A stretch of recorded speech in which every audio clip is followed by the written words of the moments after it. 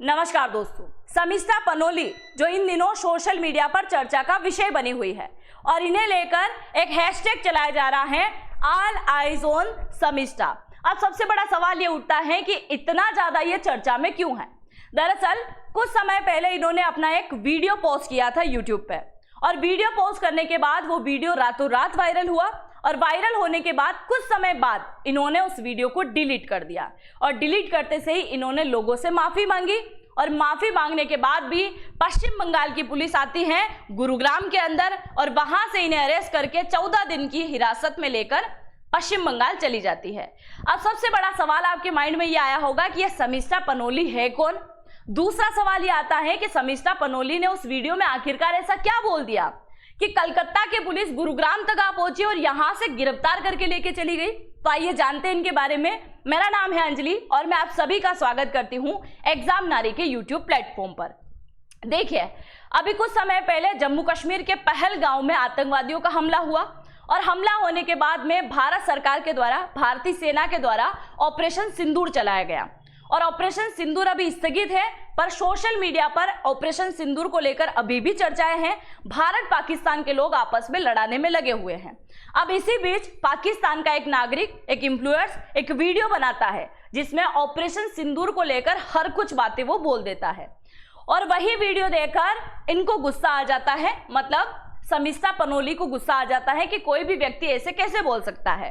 तो इन्होंने एक वीडियो बनाया और उस वीडियो में इन्होंने भारत के बॉलीवुड स्टार को टारगेट किया कि जब ऐसी कोई घटना होती है तो ऑल आइज ऑन फिलिस्तीन गाजा ये डालते हैं, पर भारत में जब ऑपरेशन सिंदूर चलाया गया, भारत सरकार ने अच्छा काम किया, भारत की सेना ने अच्छा काम किया, तो इन लोगों ने कुछ नहीं बोला। तो इन्होंने पहला टारगेट किया था बॉलीवुड को। दूसरा, इन्होंने सेक्युलरिज्म की बीन बजाने वाले लोगों को टारगेट किया कि लोग वो होते हैं जो ना हम इन्हें हिंदू बोल सकते हैं ना ही हम इन्हें मुस्लिम बोल सकते हैं। ये ऐसे बीच के लोग होते हैं जो केवल अपना फायदा देखते हैं, चाहे देश के लिए इनको गद्दारी करनी पड़े तो भी ये कर लेंगे, ऐसी बात इन्होंने बोली। और तीसरा, इन्होंने सबसे ज्यादा मेन टारगेट किया है इस्लाम धर्म को, जहां कई सारी अपशब्द वाली हार्श लैंग्वेज का इन्होंने उपयोग किया। मतलब आप समझ सकते हैं इस्लाम को लेकर एक बहुत बड़ा टारगेट इन्होंने कर दिया कि ऐसे ऐसे है पहलगांव आतंकी हमले को लेकर। और जैसे ही ये वीडियो इन्होंने डाला सोशल मीडिया पर वायरल हो गया। वायरल होने के कुछ समय बाद जो है इनको वो वीडियो डिलीट करना पड़ा, क्योंकि उसमें जो कमेंट आ रहे थे वो दो टाइप के कमेंट थे। पहला कमेंट, कई सारे लोगों ने इनका सपोर्ट करना शुरू कर दिया कि आपने बहुत अच्छी बात बोली है, और दूसरा कमेंट जो आ रहा था उसमें ज्यादातर कमेंट थे मुस्लिम के, इस्लाम धर्म के लोगों का। उनके द्वारा कमेंट किया जा रहा था कि आपने हमारे धार्मिक भावनाओं को आहत पहुंचाने की कोशिश करी है, आप रिलीजन से रिलेटेड हमको हर्ट करने की कोशिश कर रही हो, आप ऐसे कैसे इस्लाम धर्म के बारे में, ऐसे कैसे मोहम्मद पैगंबर साहब के बारे में बोल सकती हो। और उसको लेकर एक जंग छिड़ गई और यह जंग इतनी बढ़ गई कि इन्हें यह वीडियो डिलीट करना पड़ा। जैसे इन्होंने इस वीडियो को डिलीट किया, इन्होंने सोशल मीडिया पर आकर माफी भी मांगी कि मैंने जो भी बोला था वो मेरी व्यक्तिगत, मेरी पर्सनल प्रॉब्लम थी, मैंने बोला था, मेरा किसी भी धर्म को ठेस पहुंचाना ये कोई भी ऐसा कारण नहीं था। अब इन्होंने माफी तो मांग ली, पर अब जो है इनको पश्चिम बंगाल की पुलिस आती है और गिरफ्तार करती है। गिरफ्तारी के पीछे का रीजन है इनके खिलाफ 17 एफआईआर दर्ज करा दी गई थी। अब ये 17 एफआईआर कहां दर्ज हुई? एक एफआईआर हुई है पश्चिम बंगाल के अंदर, एक हुई दिल्ली के अंदर और एक हुई महाराष्ट्र के अंदर। देश के और भी अलग अलग इलाके हैं जहां पे इनको लेकर एफआईआर दर्ज हुई, पर ज्यादातर पश्चिम बंगाल के अंदर हुई है। पहली एफआईआर किसने दर्ज करी? वजाहत खान ने। वो वजाहत खान जो बोलता है धार्मिक मुद्दों पर इन्होंने वीडियो बनाया जो बहुत गलत था।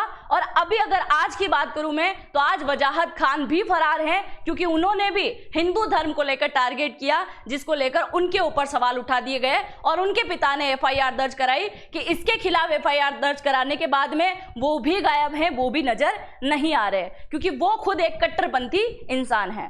अब क्या हुआ, एफआईआर इतनी सारी दर्ज हुई जिसके अंदर इनके ऊपर मामला लगाया गया। भारतीय न्याय संहिता के 4 सेक्शन इनके ऊपर लगा दिए गए, हेट स्पीच को लेकर इनके ऊपर सेक्शन लगा दिए गए और इंफॉर्मेशन टेक्नोलॉजी को लेकर भी इनके ऊपर कई सारे केस दर्ज हो गए कि आप सोशल मीडिया ऑनलाइन प्लेटफॉर्म के जरिए जो है गलत बातें, गलत संदेश पहुंचाने की कोशिश कर रही हो, और यह बवाल मच गया। फिर क्या हुआ, इनको गिरफ्तार कर लिया गया और इनको गिरफ्तार किया गया गुरुग्राम के एक होटल से, जहां ये अपने माता पिता और एक भाई के साथ में वहां रह रही थी पिछले 10 दिनों से। गुरुग्राम के होटल से इन्हें गिरफ्तार किया, इनके साथ इनके पिता को गिरफ्तार किया और पश्चिम बंगाल लेके चले गए। अब वहां ले गए क्योंकि बहुत सारे लोगों ने एफआईआर लगातार करी थी। अब मेरा आगे बढ़ूं मैं उससे पहले मैं आपको बताऊं कि यहां पे अगर किसी के बारे में बोलने पर एफआईआर दर्ज कर दी गई तो आपने सुना होगा सोशल मीडिया पर कुछ समय पहले एक लड़की का वीडियो वायरल हुआ था, जिसमें एक रैली के दौरान उसने पाकिस्तान जिंदाबाद के नारे लगा दिए थे और भारत को लेकर कुछ और टिप्पणी उसने करी थी। क्या उस लड़की को अभी तक गिरफ्तार किया गया? कभी नहीं। क्या मुर्शिदाबाद जो पश्चिम बंगाल के अंदर जल रहा है उसमें कई सारे हिंदू परिवारों का घर उजाड़ दिया गया, तब पश्चिम बंगाल की सरकार क्या कर रही थी? जब एक व्यक्ति, एक लड़की की वजह से पश्चिम बंगाल की सरकार गुरुग्राम तक आती है और उस लड़की को गिरफ्तार करके लेके जाती हैं, तो जब मुर्शिदाबाद में दंगे हुए थे, संथाल परगना वाले क्षेत्र में दंगे हुए थे, तब टीएमसी की सरकार क्या कर रही थी? ये भी सवाल उठाने वाली बात है। खैर, इस मुद्दे पर आगे आएंगे। इससे पहले आप देखिए, जैसे उस वीडियो को डिलीट किया गया और उस लड़की को गिरफ्तार करके 14 दिन की न्यायिक हिरासत में भेजा गया, उसके बाद पश्चिम बंगाल के अंदर जो बीजेपी के व्यक्ति हैं, जो विपक्ष पार्टी से आते हैं, जिनका नाम है शुभेंदु अधिकारी, ये हैं बीजेपी के शुभेंदु अधिकारी जो वेस्ट बंगाल के अंदर हैं। इन्होंने टीएमसी पर निशाना साधा और बोला कि जल्द से जल्द उस लड़की को रिहा कर दो। इन्होंने सबसे पहले जो है हैशटैग चलाना शुरू कर दिया कि रिलीज कर दो समिस्ता को।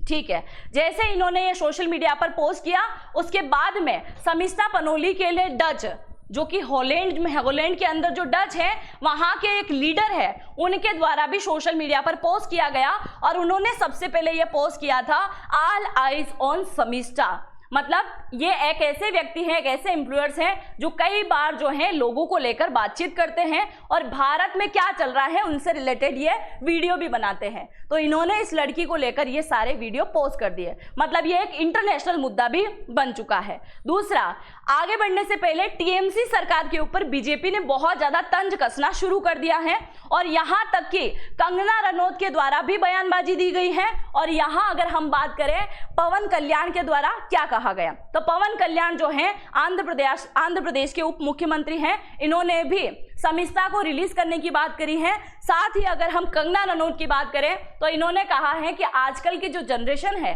आजकल की जो यूथ है, वो कुछ इसी प्रकार के लैंग्वेज का यूज करती है, इसी प्रकार के हार्श शब्दों का यूज करती हैं, तो लोगों को इतना सोचने की जरूरत नहीं थी। एक सोशल मीडिया के विवादित बयान को लेकर जब इन्होंने वीडियो को डिलीट किया, माफी मांग ली थी, तो फिर इनकी गिरफ्तारी का सवाल पैदा नहीं होता है। इन्हें कैसे गिरफ्तार कर लिया गया, और चलो गिरफ्तार कर भी लिया है तो अब इन्हें वापस छोड़ देना चाहिए, बवाल नहीं बनाना चाहिए। दूसरा, समिस्ता पनोली की तरफ से एक हाल ही में बयान आया, इन्होंने कहा कि मुझे जिस जेल के अंदर रखा गया है वहां मुझे लग रहा है कि मुझे मार दिया जाएगा। दूसरा, इनके किडनी के अंदर स्टोन है जिसको लेकर ये स्वास्थ्य संबंधित बीमारियों से जूझ रही है, तो इन्होंने बोला कि मुझे वो सभी प्रकार की सुविधा जो एक मरीज को मिलनी चाहिए वो भी मुझे नहीं मिली है। और यहाँ पे जेल का माहौल बड़ा गंदा है, गंदा मतलब स्वच्छता बिल्कुल भी नहीं है, इसको लेकर भी इन्होंने बयानबाजी करी है। अब मैं आगे बढ़ने से पहले आप सभी लोगों से पूछना चाहूंगी कि जब कोई भी व्यक्ति भारत में ये सवाल उठा देता है कि हिंदू धर्म के अंदर कई सारे ढोंगी पाखंडी बाबा है, तो लोगों को बुरा बिल्कुल भी नहीं लगता है। और जब अगर इस्लाम धर्म की बात आई, वहां मोहम्मद पैगंबर साहब या कई सारे सूफी संत जिनको लेकर अगर कोई भी वीडियो वायरल हो गया सोशल मीडिया पर, तो उनके ऊपर जस्ट जो है सख्त खिलाफ कार्रवाई जो है कर दी जाएगी। पर जब हिंदुओं के खिलाफ बोला जाता है तो ऐसा कुछ नहीं होता है। मुर्शिदाबाद का मैंने आपको बताया, संथाल परगना का मैंने बताया, जहां कई सारे हिंदू परिवारों को अपना घर छोड़ना पड़ा, यहां तक कि वो घर जो पुश्तैनी घर था और उन्हें पता है कि उस घर में वो वापस कभी नहीं लौट पाएंगे। क्या उनको लेकर कभी कोई चर्चाएं की गई? क्या टीएमसी की सरकार जो ममता बनर्जी की सरकार है, क्या उनको लेकर कभी उन्होंने बातें करी है?